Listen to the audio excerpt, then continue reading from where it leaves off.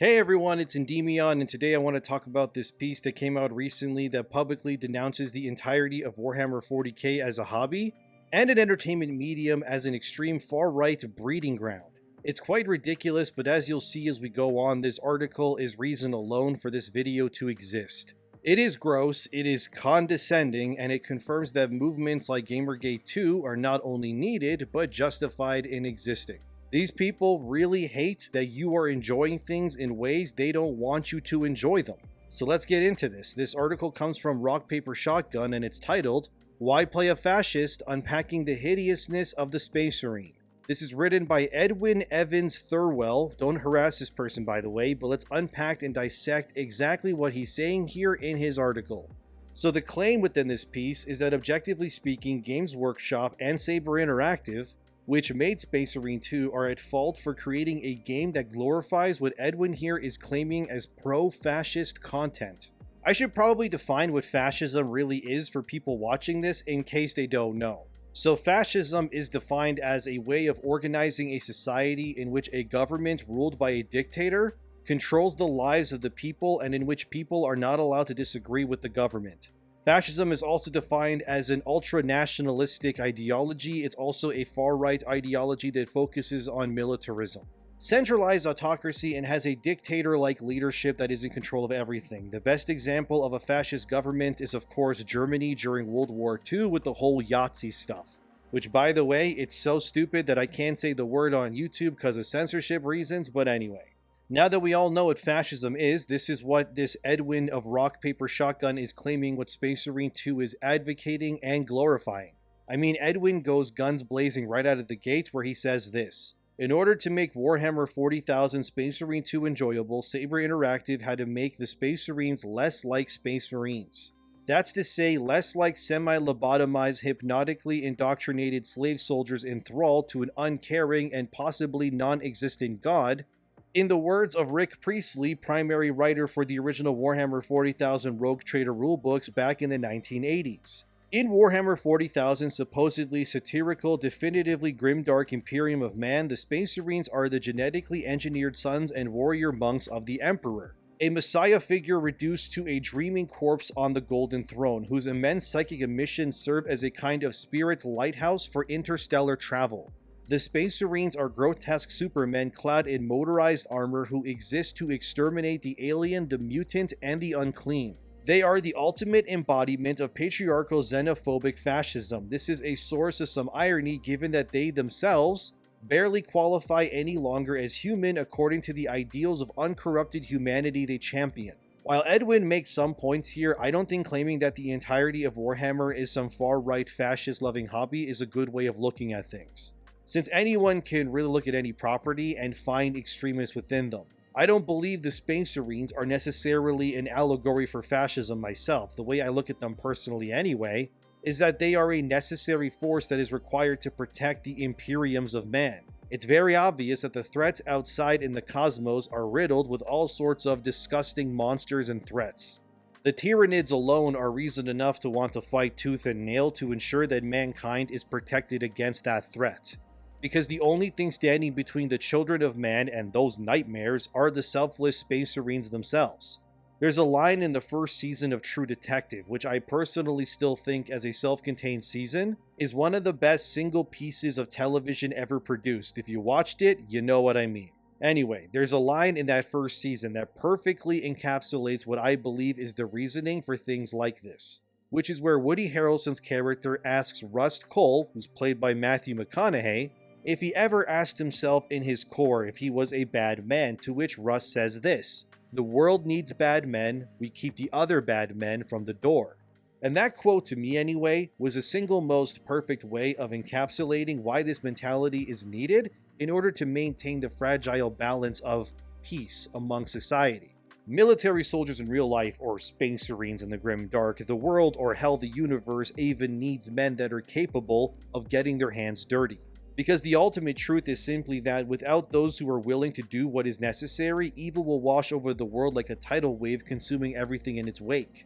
The only cure to evil, in a realistic sense, is to foster what can only be considered monsters to protect the flock from other would-be monsters. And a space marine is just that, a monster of a man that was created through thousands of years of genetic engineering in practice.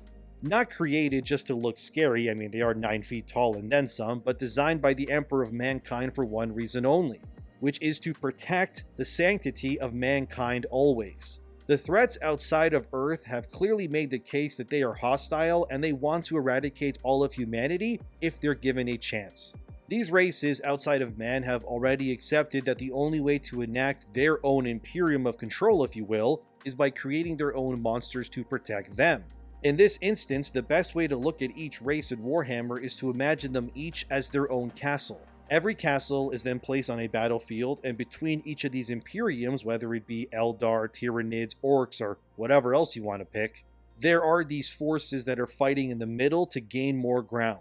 All of these monsters, each created through thousands if not millions of years of practices, failures, and breakthroughs, are all trying to get to the other castle's door, if you will.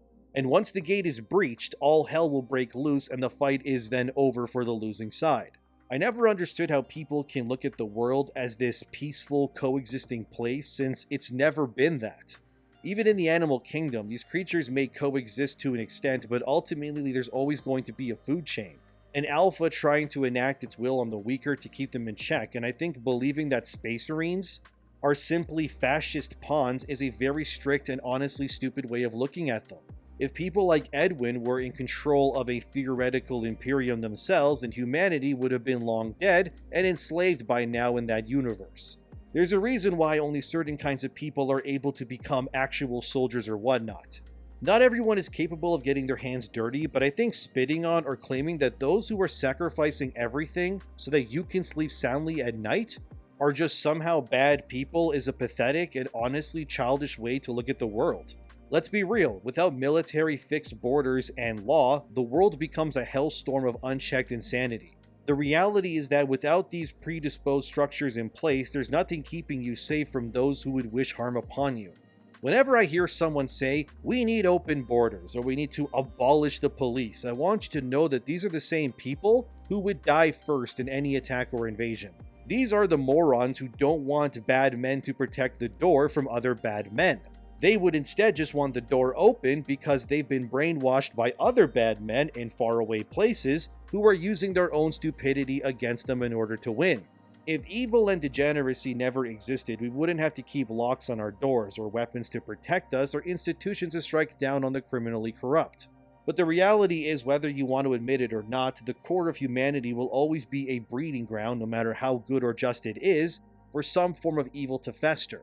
And I think pushing the ideology in any way, whether it's in real life with actual governmental policies or entertainment like in Space Marines, trying to push the idea that we don't need soldiers, or in this case, genetically bioengineered superhuman war machines, who have had concepts like fear bred out of their gene pool to be something of an issue. All it takes is for some weak men to get into positions of power and believe that their soy boy mentalities are what the rest of the world should be living by. Look at Canada and how absolutely screwed our housing crisis is right now, which is primarily due to the fact that our current sitting Prime Minister, as of the making of this video anyway, is someone who believes that Canada should just be a revolving door that allows anyone in. All this ends up doing is driving up the cost of living, ruining the job market completely, and flooding cities, especially on the eastern coast of Canada, with more people than these provinces know what to do with. It's not racist, nor is it problematic to state that the way that the world is going right now, it's clearly not working. And oddly enough, when you think about it, a lot of these issues stem from the typical left-leaning political ideologies. They believe that everyone is going to be okay, we should just be kumbaya, while ironically the people making these decisions within these leftist movements almost always live in gated communities with armed bodyguards to ensure the consequences of their decisions have no actual effects on their own everyday lives. Maybe I'm getting too political here, but I genuinely do not think that what this Edwin guy is saying is true at all. Chalking up national security or the preservation of mankind in this case and the core values in which great countries are built upon, which, by the way, are almost always that of conservative values, hence the conserve part being in the name, are being ripped apart by woke morons to seem more virtuous than they are. There's nothing just about laying on your back and allowing the wave of water to swallow you whole because you're afraid to be called racist or something else. When people call things like Warhammer fascist or try to paint everything they disagree with as far right, it just shows a lack of empathy on their human side. But it also proves that these are the very same people who, if given more power, will absolutely demolish everything good nations are built upon because of their own moronic beliefs. I talk a lot about wokeness. Maybe you noticed on this channel how it's a brain virus that eats away at people's critical thinking, until they are eventually indoctrinated into becoming frightened, pathetic excuses for human beings. Wokeness erodes at not only someone's brain, but their dignity, their identity, until they are nothing but an NPC, or a non-playable character, if you will, in a video game. You know what I mean, you've seen them, someone who just disappears into the background, who has no real purpose but to populate the environment for the sake of it. I can't imagine living or acting like this, believing that you're somehow morally just believing that there should be no doors, so to speak, on these castles. But instead, there should be a conveyor belt that is just flooding people into other places, sometimes without even IDs to identify who these people even are or where they came from. All of this nonsensical structure stem from the fact that these people who write these articles or push these agendas are unanimously of a similar hive mind, one that is hell-bent on destroying everything that made Western civilization the gold standard of living back in the day. And now we've reached a point where Space Marines of all things are now fascist because they are duty-bound and want to protect humanity from the forces of evil that want to literally eat them and enslave them like their livestock. If you have a left-leaning brain and genuinely see the world in this we are all the same, there's no concepts like gender and whatnot, then I truly believe that you have been successfully brainwashed by institutions to the point where you don't even know how screwed you are in a mental way even if you tried.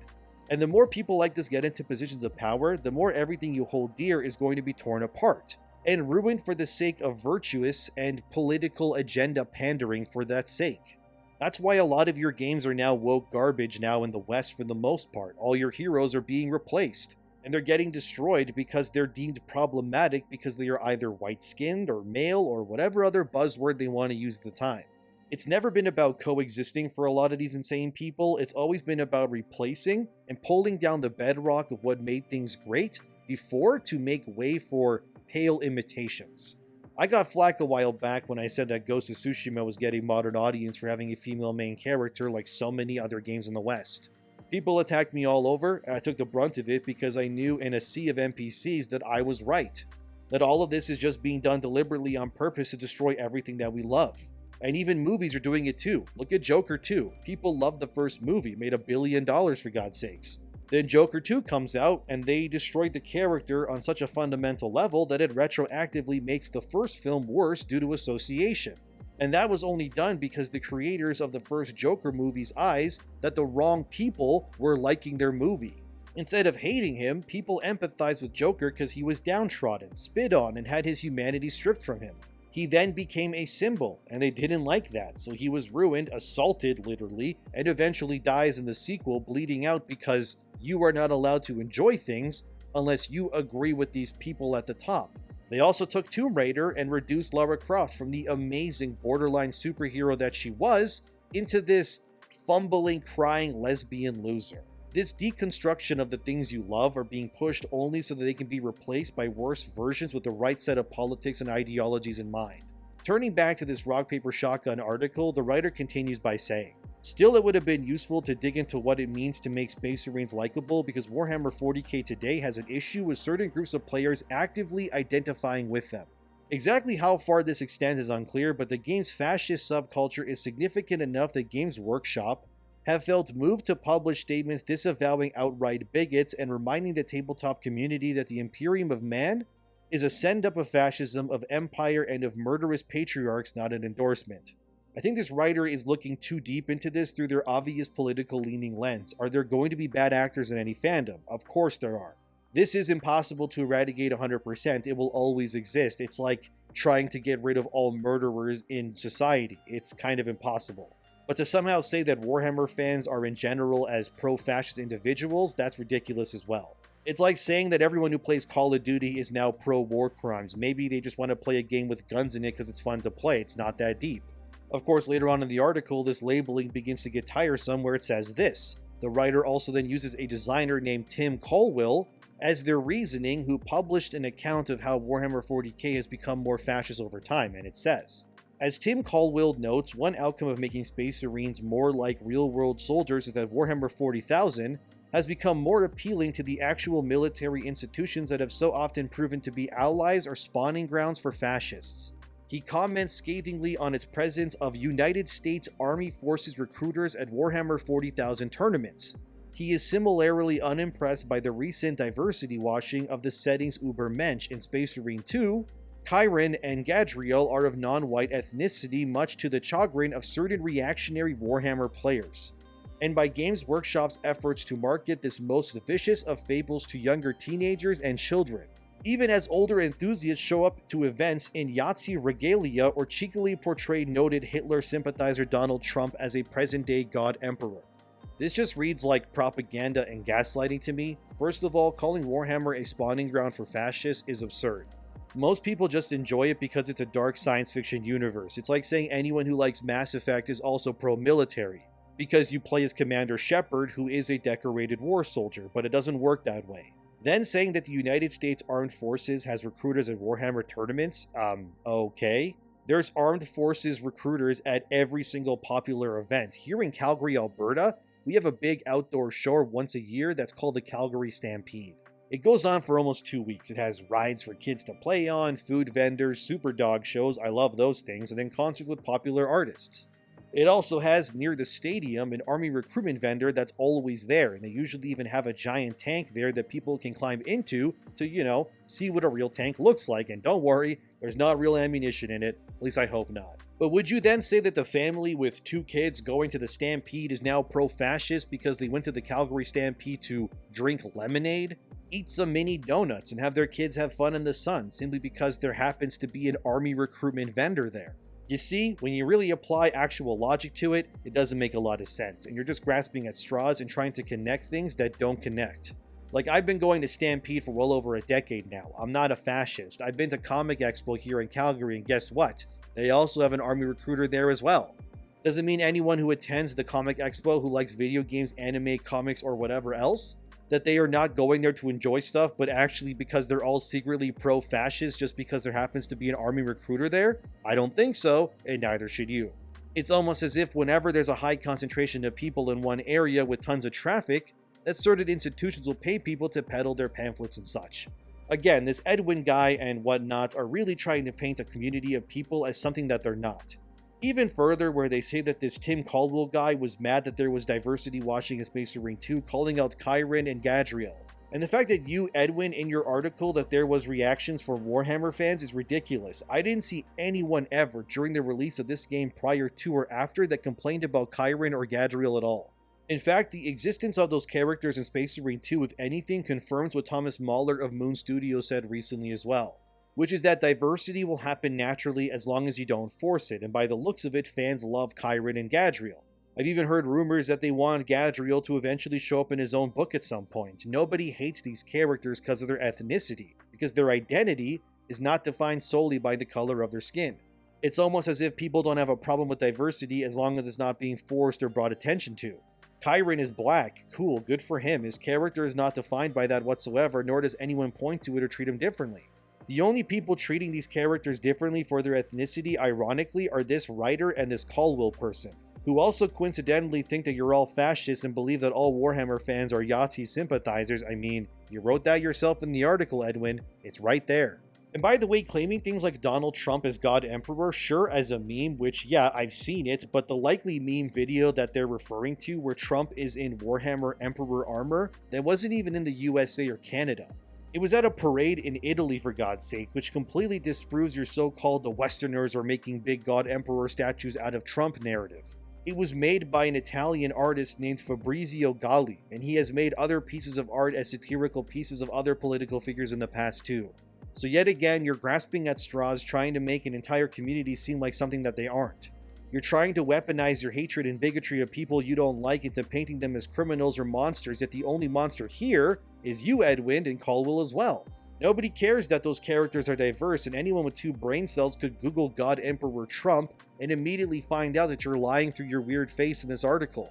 Edwin continues by saying, I think you see a similar blend of ironical enjoyment, fetishization, and questionable progressive pot licking in how Warhammer 40,000 has evolved since the debut of the tabletop's wargame's first miniatures and rulebooks. One thing I read between the lines of Colwell's piece is the risk of intolerance bred by the increasing consistency and professionalization of Warhammer 40,000 as a fiction. Oh my god, dude, these people are insufferable. All of these freaks are like smaller versions of Anita Sarkeesian, dude, I swear. They just want to be offended all the time by things that they don't like because it's just like the Joker and Tomb Raider comparisons that I made before. They hate Warhammer 40k now not because of the quality of the product or anything like that. They hate it because in their mind the wrong people are enjoying it and resonating with the franchise. And this just angers them to no end. Edwin and his ilk would rather Warhammer turn the Emperor trans and have all the Space Marines magically die instantly or become women overnight. And this would be done for no other reason than to own the chuds, as they would then say they can proclaim they successfully destroyed yet another franchise in the name of woke virtue signaling. They will gaslight you into believing that you only enjoy Warhammer because you're a racist or a fascist or both.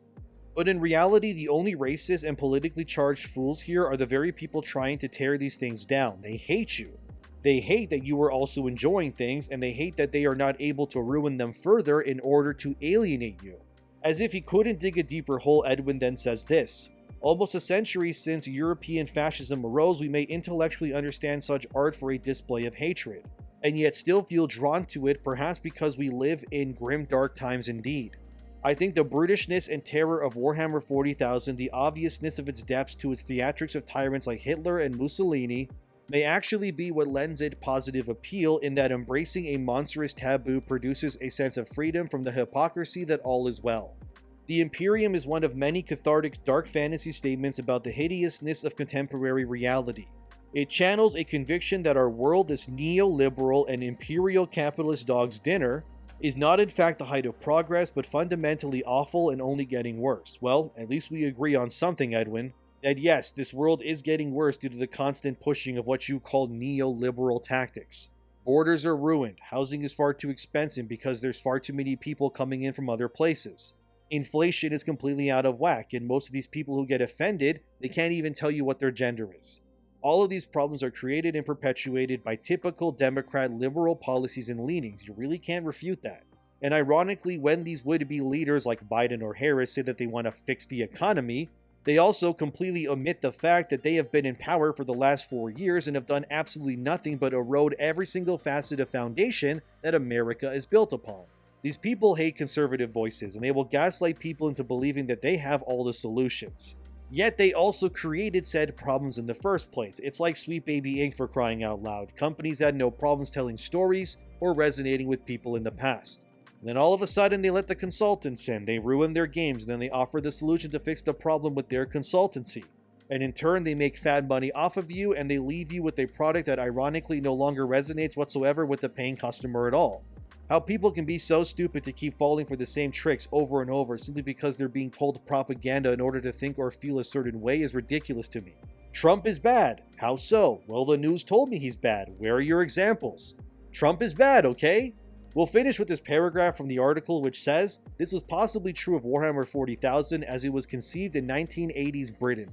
It's certainly true today amid pandemics, mass layoffs, tangible climate change impacts, colonial genocide, witch hunts, sprawling enmity and inequality, and clear evidence that the planet's wealthiest are a pack of would-be post-human autocrats who are even now feeding their plunder into various accelerationist self-preservation initiatives predicated on the extinction of everybody else. At the heart of the developed West, the civic and political institutions that arose from the old post-war liberal social consensus molder and gathering undeath like the emperor dreaming on his golden throne. Objects of worship that have been hollowed out by capital. My brother in Christ, the people you are referring to wanting to accelerate societal decline are overwhelmingly liberals who back the very Democrats that you claim to be your saviors. How you can be this brainwashed on purpose like this is astounding to me. You can't be this stupid on purpose, or maybe you can be.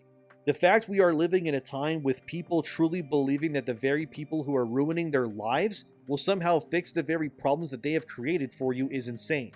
And then you have the gall to attack and gaslight entire groups of people who enjoy things because they do not enjoy things the way that you think they should be enjoyed. Ultimately, this is the face of the liberal games journalist for all to see, a parody of unself-aware political activism who cannot distinguish fiction from reality. They lash out believing that the players and consumers are wrong while always making fun of their own positions without even realizing why. Like the Imperium of Man and the other races out there trying to get them, the entertainment of today is very much like a castle unto itself. And right now, these woke morons are trying their damnedest to get through the door, so to speak, so they can continue ruining everything you love in the name of political correctness in their eyes. So you think you hate games journalists, but you really don't hate them enough, and then they wonder why Gamergate 2 exists, while conveniently ignoring the fact that it was caused by the overzealous and tonally out-of-touch oversight of these very same games people who claim that you're all bigots because you don't agree with them.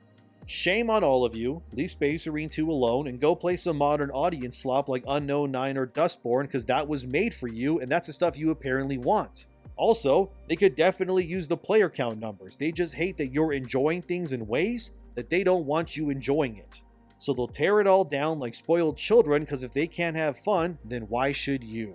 Screw these people, toss them into the warp, never to be seen again, so the forces of chaos can tear them limb from limb for their moronic woke takes. But what do you think about all of this? Let me know in the comments below. Thank you for watching, subscribe, thanks to my patrons and members, have a wonderful day, and I'll see you in the next one.